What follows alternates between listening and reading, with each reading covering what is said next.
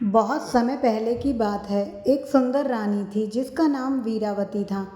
वह अपने 7 भाइयों की इकलौती बहन थी और उसके सभी भाई उससे बहुत प्रेम करते थे। शादी के बाद वीरावती ने अपना पहला करवा चौथ व्रत रखा। वह पूरे दिन बिना कुछ खाए पिए व्रत कर रही थी, लेकिन व्रत की कठिनाइयों के कारण वह काफ़ी कमज़ोर हो गई थी और उसे चक्कर आने लगे। यह देखकर उसके सातों भाइयों से बहन की यह दशा देखी नहीं गई।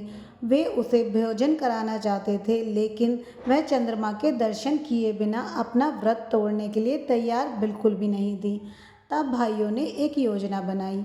उन्होंने एक पहाड़ी के ऊपर आग जलाकर एक दर्पण रखा, जिससे ऐसा प्रतीत हुआ जैसे कि चंद्रमा निकल आया है।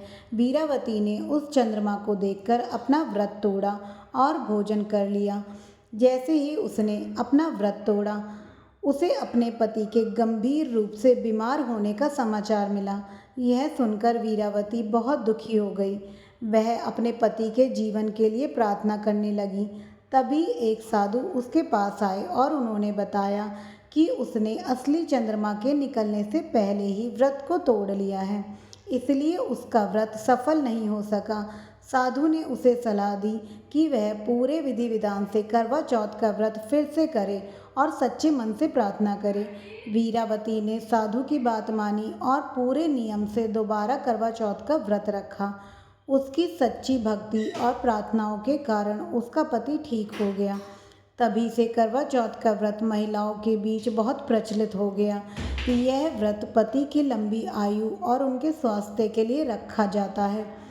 यह करवा चौथ व्रत एक लोकप्रिय प्रथा है जो सच्ची भक्ति, प्रेम और विश्वास पर आधारित है। इस व्रत को महिलाएं चंद्रमा के दर्शन के बाद ही तोड़ती हैं और इस कथा के माध्यम से वह अपने पति के प्रेम और समर्पण को दर्शाती हैं।